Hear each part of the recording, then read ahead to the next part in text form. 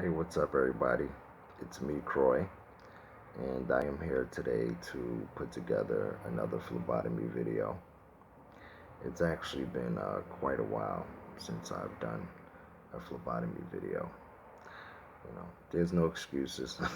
I just haven't done it, but I'm here today, and I want to get into it. So, what I'm going to be going over today is the questions that you need to ask when you're on that phlebotomy interview.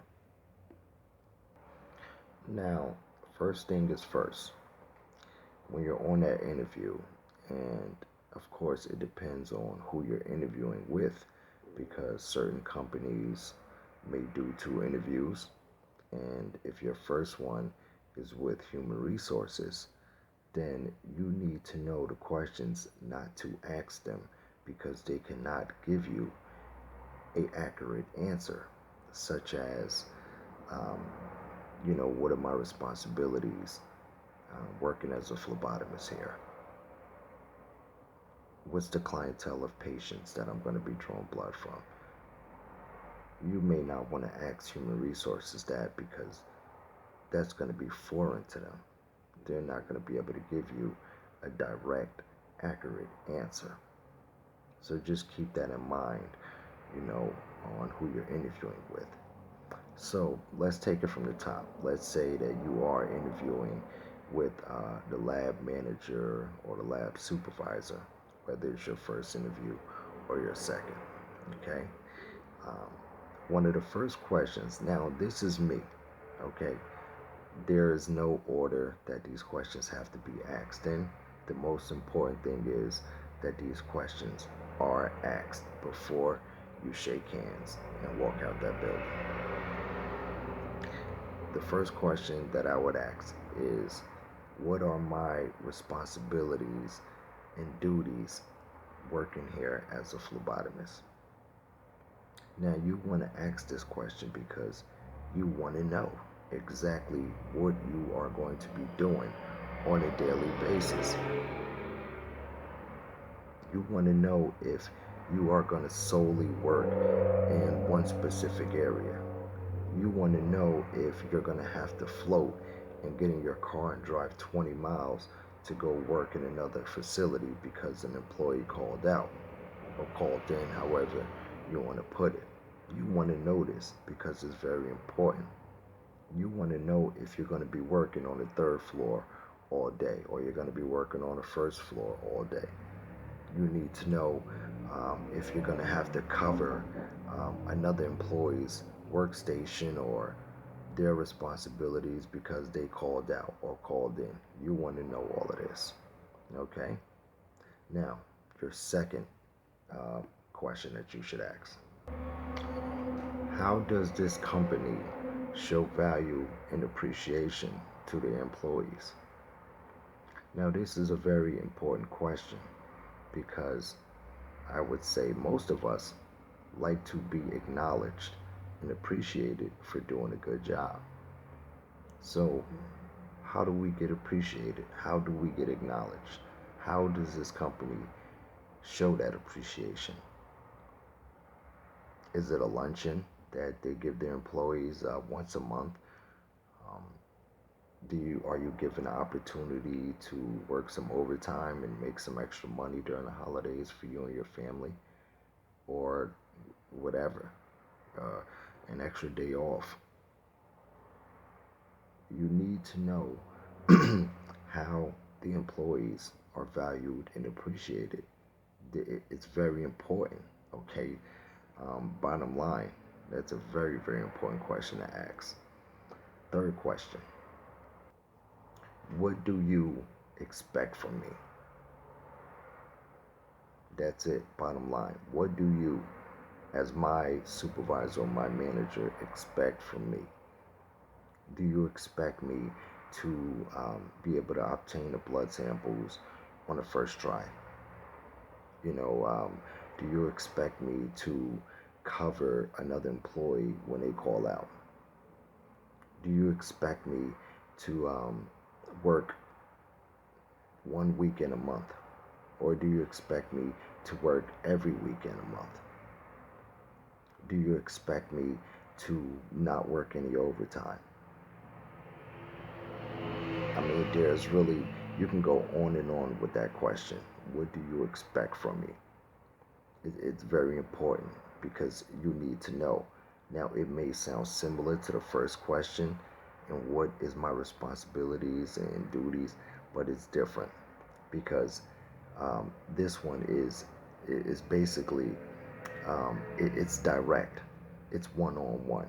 What do you, as my manager, my supervisor, expect from me every day that I punch in until I punch out? What do you expect from me?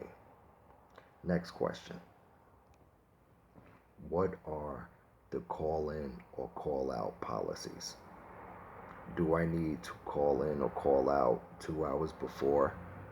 Do I need to call in or call out 1 hour before? Do I need to call in and out the day before? What is the policy on that? It's very important because you need to know. Will I be able to contact someone? Will someone always be available? Okay, because like working in a hospital, sometimes it can get very busy, or someone is not at the desk, and you may not be able to reach someone. Say it's at the 2 hour mark. Okay, you're supposed to be to work at 7 a.m.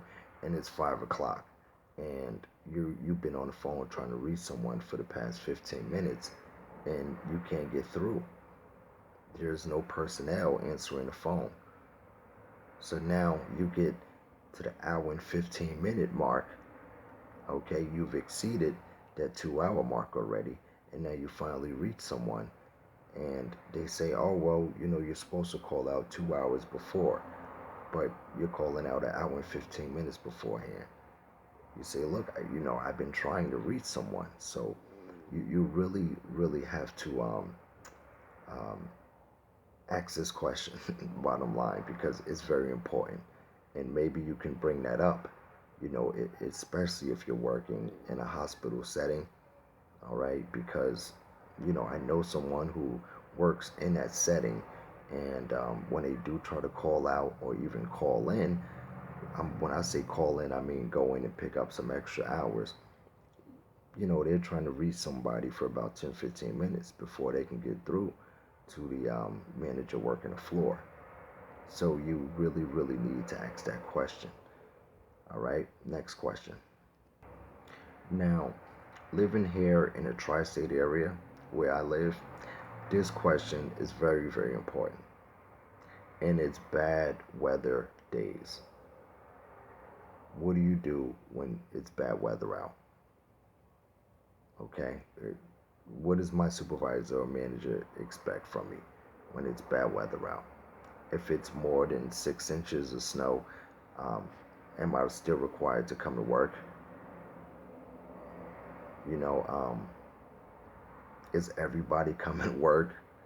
No one's coming to work. Are we going to get paid if the office is closed for the day?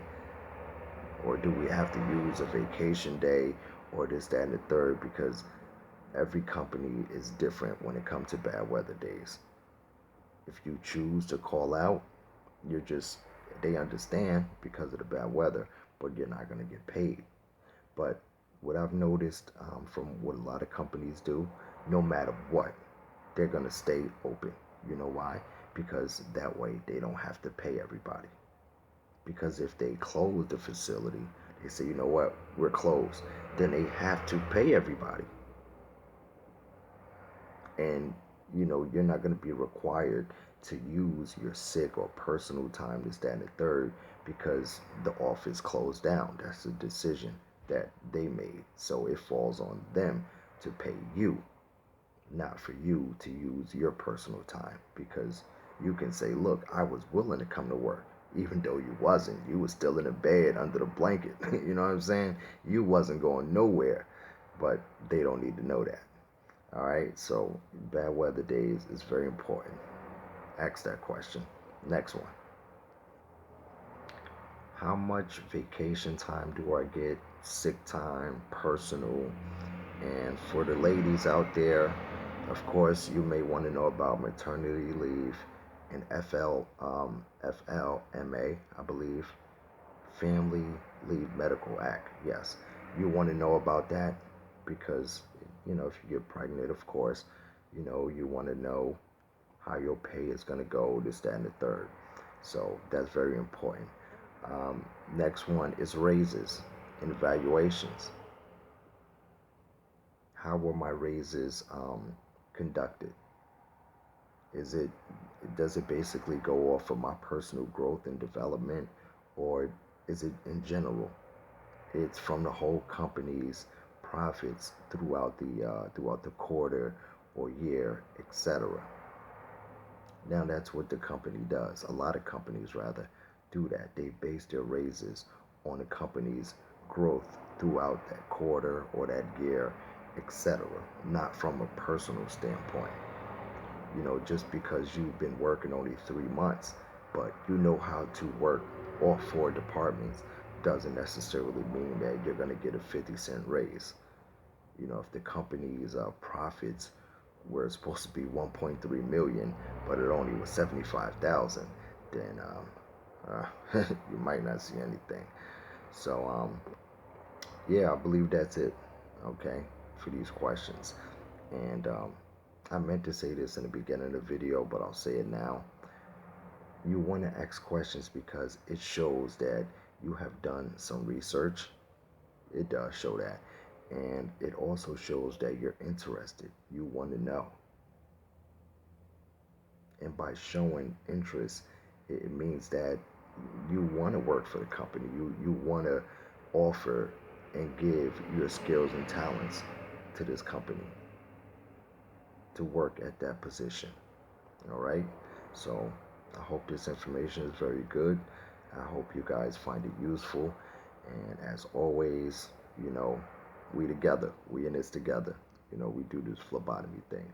So any questions, concerns, comments, hit me up. I got you. Peace.